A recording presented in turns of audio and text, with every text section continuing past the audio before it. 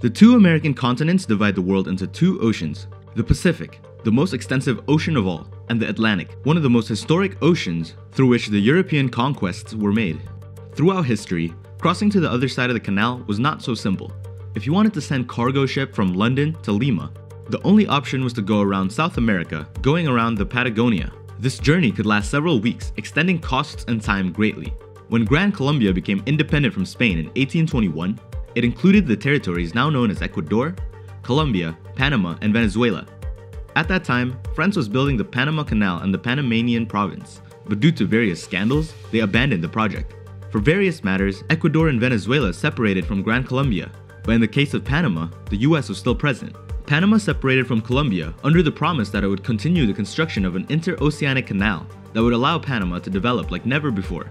When Panama declared its unilateral independence from Colombia, the United States was the first country to recognize them as a sovereign state. They also sent in their troops to prevent Colombia from recovering the territory.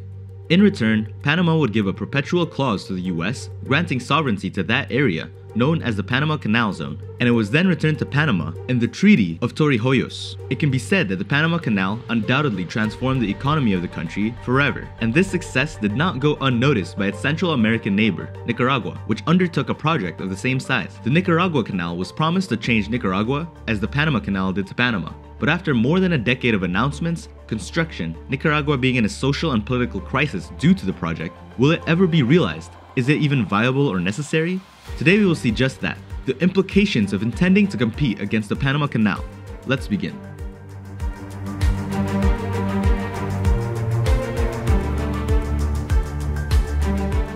Since the quote-unquote discovery of America, not only was a new continent discovered, but also a new ocean that hundreds of years later would be one of the main oceans for international trade. Since colonial times, the idea of uniting both oceans to simplify world trade was already being explored. But with the existing technology of that time, it was almost impossible to agree on the idea of cutting America in two and undertaking a project of such a scale. It would not be until France decided to attempt just this with excavation projects, but they would then abandon it due to scandals and construction complications. Finally, it would be the government of the United States that would try and make a pact with Grand Colombia to build the interoceanic canal, but the Grand Colombian Senate had rejected it, which motivated a rebel group to separate from Colombia to negotiate the construction treaty. Since then, Panama seceded and the rest is history. The United States had gained the right to build the canal, and the canal was supposed to belong to them perpetually. This feat was such a massive accomplishment of engineering for that time. No country, with arguably the exception of a few European countries, could have done this task at that time. The construction of the canal began in 1903 and ended in 1914, when traffic first crossed the canal, marking the final stages of construction. The construction and finalization of the Panama Canal was an architectural milestone. The canal divided America in two and marked the first time in history that humanity separated a continent. But in reality, the US, like any other world power, did not build the Panama Canal out of the kindness of their heart. Their intent was clear. When the canal was finished, the United States was going to be able to control both oceans, and this was a critical strength for war. At that time, there was no air power, so the only way to fight the enemy outside territorial lands was by sea. World power directly correlated to maritime power. The Americans knew that they needed this canal in order to navigate their boats from east to west quickly. If they achieved this, they would control a lot more power, as they would have control and coordination between both oceans. The canal was a geopolitical strategy in order to make the US one of the most powerful nations on Earth. The construction was widely supported by both political parties, especially Wall Street, that saw a fundamental opening of trade between those two oceans. The construction itself was so significant that at one point, the equivalent of a third of the city of Pittsburgh was working on the canal. Each channel lock, and there are 4, has more steel and concrete and requires more work than the Empire State Building. They basically built the equivalent of 6 Empire State Buildings. Americans only administered the canal for their military and geopolitical interests. The Panamanians felt that they were not benefiting from the canal, although the canal had been built on Panama's land. It was not technically Panamanian land, as the United States had sovereignty here. At this point, the country was divided in two, and there laid a massive fence that did not allow Panamanians to enter the canal zone.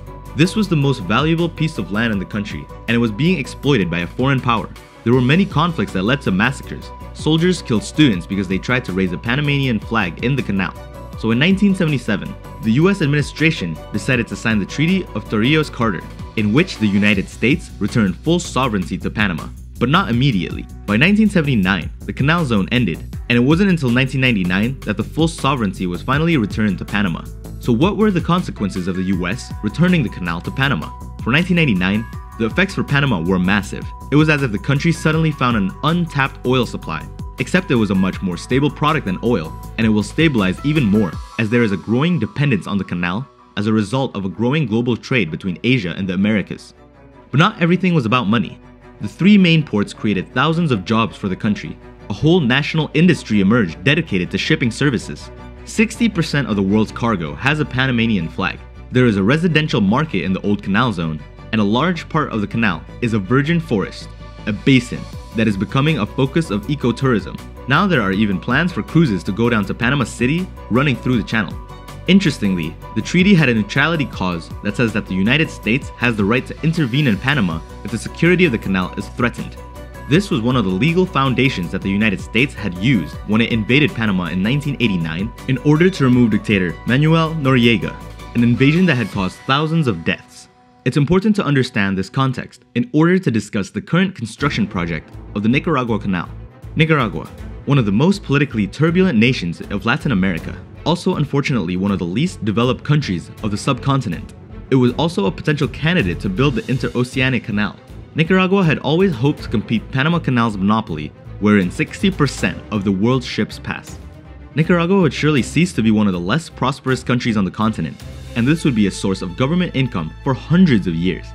Evidently, the Panama Canal was built by the US, and it is a feat that they are proud of. And although the Panama Canal currently belongs to Panama, Panama is still a key ally of the United States, giving the US undeniable influence in maritime trade and in the region.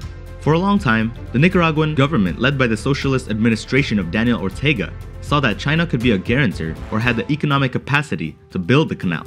The Chinese government had considered this for a while, but in the end, Beijing decided to not take on such a gigantic and risky project. With a Chinese-supported canal in the region, this would directly threaten the Panama Canal and the monopoly it exercises. Chinese shipping companies would hypothetically no longer have to pay the high toll costs when crossing through the Panama Canal, which is currently estimated to be between $200,000 and $350,000 US per transit. A Chinese project of this kind would undoubtedly stamp their influence in the region, and it would send a clear message to DC that they are ready to directly compete against them as the next superpower in the world. Therefore, Daniel Ortega's administration announced in 2013 the construction of the Nicaragua Canal would be a joint project with China. But this wasn't exactly the case. China was not really going to participate in the project. So why did he announce this? The funding of the canal is coming from a Chinese billionaire, Wang Jin. In 2012, he gave way to the creation of the establishment of an infrastructure firm called the HK Nicaragua Canal Development Investment Group, a group that would be responsible for the development, construction, and financing of the aforementioned channel. So in 2013, the National Assembly of Nicaragua approved a bill that would give concession to the previous group to manage the channel for more than 50 years, and another 50 years renewable once the project opens. The entire canal project had an estimated cost of between 40 billion to 50 billion US dollars. This would represent up to 5 times the GDP of Nicaragua. The construction of a project of this caliber would cause a devastating ecological footprint, especially due to the fact that the Nicaragua Canal would be 3 times longer than the Panama Canal, which would imply more deforestation. But what disturbed ecologists the most was the fact that the canal would pass through Lake Nicaragua, the largest and most important freshwater body in Central America. To have this lake polluted would not only be a death sentence for all the species that live there, it would also be a condemnation of the human population in the area. Ecological groups had asked for the canal to not be built, but other more moderate sectors had instead demanded for guarantees that the Chinese government will commit to respect the environment during the construction. The worrying thing is, the Chinese government did not seem to be pushing the project or support it at all, so they can give no guarantee. The construction of the canal is the responsibility of the Nicaraguan government and a newly created Chinese investment group that is hardly even known. In fact, the billionaire in charge of the project had a net worth of $10 billion in the year 2013, but apparently after some bad investments, his fortune was reduced by 90%, now down to $905 million US dollars, according to Forbes. When the fall of his multi-billion-dollar fortune occurred, it seemed as if the long-awaited promise of the Nicaraguan Canal began to fade more and more. Feasibility studies have been carried out, but they have never been published. Other countries that were interested in the project, such as Iran, no longer show any sign of interest. The excavations that had started in 2016 have stopped, as well as the construction of highways that give access to the canal. Interest in the canal was lost when the Chinese investor weakened, and the Nicaraguan government does not have the capacity to advance the project on their own, since the investment needed exceeds 5 times their own GDP. Several analysts have agreed that the Chinese government might be interested in backing the project, but if there was any intention of the Chinese government in the canal, it had probably disappeared when Panama severed their diplomatic relations with Taiwan to establish a relation with China in response to the One China policy. This policy states that the Chinese government will only have diplomatic relations with a nation if it does not recognize or have bilateral relations with Taiwan. Panama had diplomatic relations with Taiwan up until 2018, after which the Panamanian government preferred to sacrifice relations with Taiwan to establish relations with China. China will invest $25 billion per year in different Latin American countries, but it seems that Nicaragua will not be a primary destination.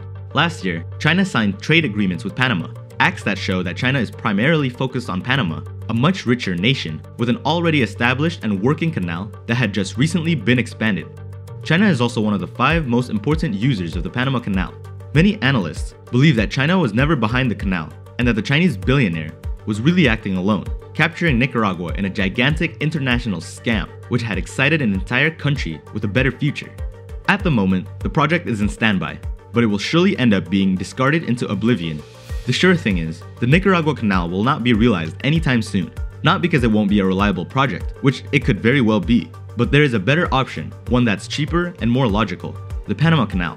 And yes, Panama will continue to monopolize interoceanic trade for the next decades to come. So what's your take on the Nicaragua Canal? It seemed like a promising project to directly compete with an existing monopoly, or do you think that the Panama Canal will forever hold their monopoly? Let us know your thoughts in the comments below, and don't forget to subscribe for more content every week. See you next time.